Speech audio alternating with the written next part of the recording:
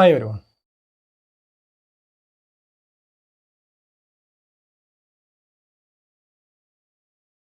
You may be thinking that what I am doing with this car, a toy car, right? Here I am not playing with this toy car. I just want to show you here. We have discussed already what type of motion it is, right? What type of motion it is. We have already learned this is an example for one-dimensional motion. Okay? One-dimensional motion. So when an object is moving in a straight line, so in this example, the car moving in a straight line, we have discussed the term what is the displacement, correct? That means when the object is moving in a straight line, we have discussed it is a linear displacement, and the velocity we used to say linear velocity, and the acceleration we used to say linear acceleration, and force, etc. Today what I'm going to discuss here, that you can see here what I'm going to do here. Now you tell me what is the topic we are going to discuss here.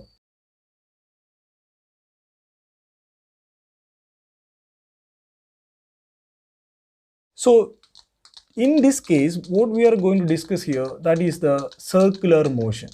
There are different examples are there for showing the circular motion. Satellites are revolving around the earth, correct? Or the earth is revolving around the sun, etc. These all are the example for circular motion. So today we are going to discuss the circular motion in detail. So one of the main difference with the circular motion and which I have shown with the car, the motion in a straight line, is the instead of linear velocity in the circular motion we are going to use the term called what? Angular velocity. Same way linear displacement we are going to use here what? Angular displacement. Linear acceleration, for that we are using here in circular motion is what? Angular acceleration, etc. Now let's discuss in detail. So first of all, let's discuss about the uniform circular motion. So what is meant by uniform circular motion? Imagine a body is moving in a circle, and just imagine the speed of the body throughout this motion is constant. That means the body is now moving with a constant speed. Question is here, is the velocity is constant in this case? I said here the speed is constant. What about the velocity? We can see here the velocity is not constant. Even though the magnitude, that is speed, is constant, the velocity is different. Reason is that it is always changing the direction. Correct? For example, if I ask what is the velocity at this point, in order to find the velocity, I have to draw here a tangent. So if I draw a tangent, this is the direction of velocity at that point. But you consider, I just imagine this is the point. What is the direction of velocity?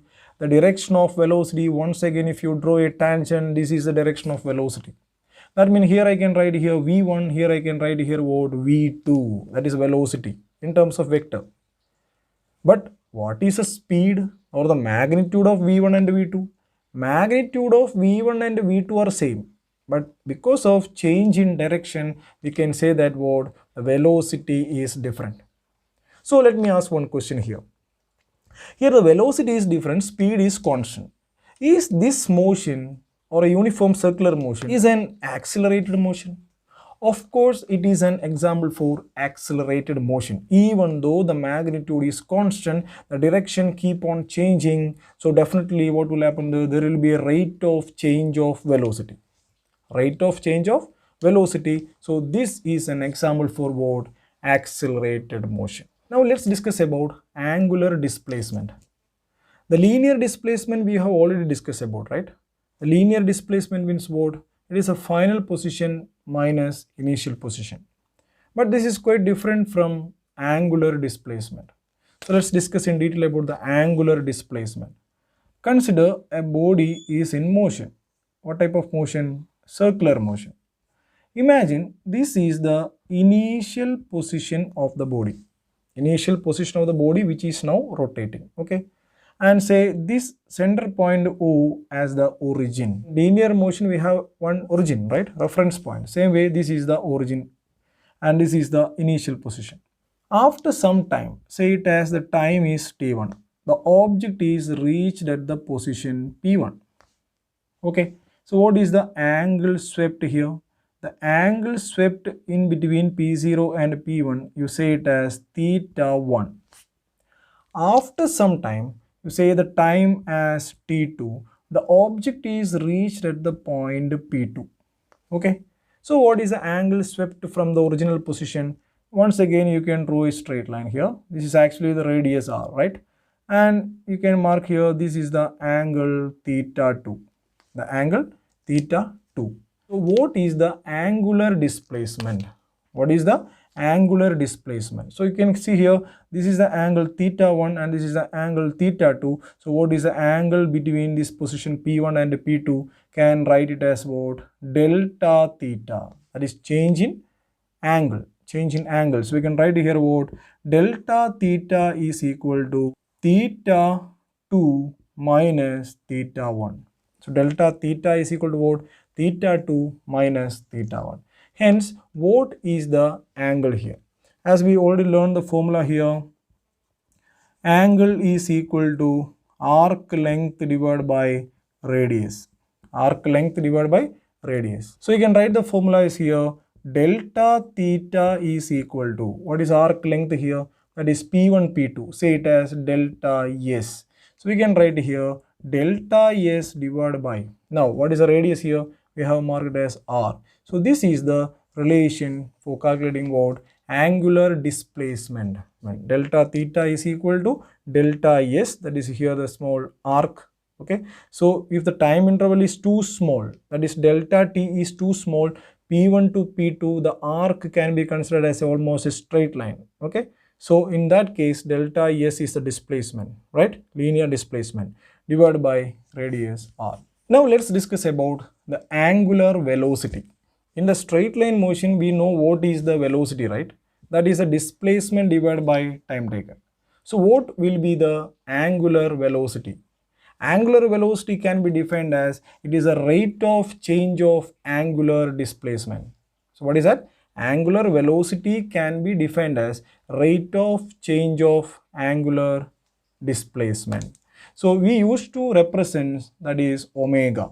Angular velocity we used to represent what? The Greek letter called what? Omega. So what is the angular velocity? So we can write here angular velocity omega is equal to angular displacement divided by time taken. So here we can write this as average angular velocity. What is that? Average angular velocity. So the instantaneous average velocity we can write here what? Omega is equal to, you have to apply what? The limit. So we can write here limit delta t tends to 0, delta theta divided by delta t can be written as what? D theta divided by dt. D theta divided by dt. That is the first derivative. Okay. The first derivative of what? Angular displacement theta. D theta divided by dt is called what? Angular velocity. So what is a linear velocity unit? Meter per second, because it's a linear displacement by time taken. Here angular velocity means what? Angular displacement by time taken. So what is a unit of angular velocity? Can be written as what? Rad per second. Now other few terms related to this circular motion is the time period and frequency. So what is meant by time period? Time period means the time taken to complete one revolution. For example, if this is the starting point, if this object is moving in a circle, the object will move in a circle and it will come back to the same point. We can say that it is the time, the total time taken to complete one revolution. It is called what? Time period, and we used to represent this what? Capital letter T. Okay, that is a time period. If so, what is meant by frequency? The number of revolution per second. Okay, this is a one revolution, this is another revolution, this is the third revolution, etc. So in 1 second, how many revolutions are there? And that is called what? Frequency. And the term we use to represent what? The nu. Nu is the frequency. So once again, what is the frequency? The number of revolution per second, or the number of revolution per unit time. That is called what? Frequency. So we have discussed here time period and frequency. So the frequency formula, as you already know, nu is equal to 1 by time period. Frequency nu is equal to 1 divided by time period. Now let's discuss about the relation between omega frequency and time period. Just an example, same example here we can take it. Object is moving from the P0 in a circular motion, okay? So this is the initial position. When this object is now revolving around this point O, starting from here and it is reaching here at the same point, how much angle is now it swept? How much angle is now it swept? You can say that the total angle when it is completing one revolution is equal to 360 degree. So as you already know, 360 degree is equal to what? 2 pi rad. You have already learned that formula. So we can write the formula for angular velocity as omega is equal to angular displacement by time. So if we can, generally we can write it as what? Theta divided by t. So angular velocity omega is equal to theta divided by t. Here when it complete one circle, omega is equal to 2 pi divided by t. Now as you already know, 1 by time period is equal to frequency, right? So this formula can be written as omega is equal to 2 pi. 1 by t is equal to what? Frequency nu. So we can write here what? 2 pi nu. So this is the relation connecting angular velocity and the frequency, and this is the relation connecting both angular velocity and the time period. Now let's derive an equation connecting the angular velocity and linear velocity. Okay, relation connecting angular velocity and linear velocity. Imagine a body is moving in a circular motion. Okay, a body is moving in a circular motion. Just imagine this is the first position and this is the second position, and this is the origin O, this is the radius R, same as this is also radius R. Say it as this is the position P1 and say it as P2, and delta S is the arc length, delta S is the arc length, and delta theta is the angle swept. So what is the angle swept, or what is the angular displacement? We can write here delta theta is equal to delta S divided by R. And what you have to do here, divide the whole equation by delta t. So we can write here on the left hand side delta theta divided by delta t is equal to, okay, next one, 1 by R into delta S divided by delta t. So just dividing the both side with the delta t. Now what is the delta theta divided by delta t? Angular displacement divided by change in time, that is called what? Angular velocity. So we can write here what? Omega, which is equal to 1 by R into, what is delta S by delta t? Linear velocity. What is that? Linear velocity. Delta S by delta t is called what? Linear velocity. So we can write here what? V. So what is the relation here? V is equal to R omega. V is equal to R omega. This is the relation connecting linear velocity and angular velocity. So here you may be confused here what delta S by delta t, how it become V. Here delta S by delta t we are taking here, the time interval is too small. So this arc can be almost considered as what? A straight line. Straight line means what? The distance between the initial position and final position, right? So delta S by delta t we can take it as what? V, and V is called what? Linear velocity. This equation can be write in terms of vectors. V vector is equal to, it is written the R omega, right? But in vector notation we used to write what? Omega cross R. Omega cross R. What is omega cross R means? It's which product it is? It is a scalar product or vector product. This is the vector product, or it is also called what? Cross product. Okay, vector product or cross product. So this is the way to write what? The vector notation of this relation. Now let's discuss about the angular acceleration. So as you already know what is meant by acceleration in the straight line motion, right? That is a time rate of change of velocity. Here also, as we already discussed about here what? There is a change in velocity is there. Even though magnitude is same, the velocities keep on changing due to the change in direction. So let's discuss about what is meant by angular acceleration. So the time rate of change of angular velocity is called what? Angular acceleration. So in this case, the average angular acceleration, we used to represent here what? Alpha. So average angular acceleration is equal to delta omega divided by delta t. That is change in rate of change of angular velocity is called what? Angular acceleration. So average angular acceleration is equal to delta omega by delta t. So how to calculate the instantaneous acceleration? So instantaneous acceleration alpha can be written as, apply the limit now. So limit delta t tends to 0, time tends to 0, delta omega divided by delta t. So delta omega by delta t. So this can be written as what? The first derivative of omega. So we can write here what? D omega divided by dt. D omega divided by dt. So what is the relation here?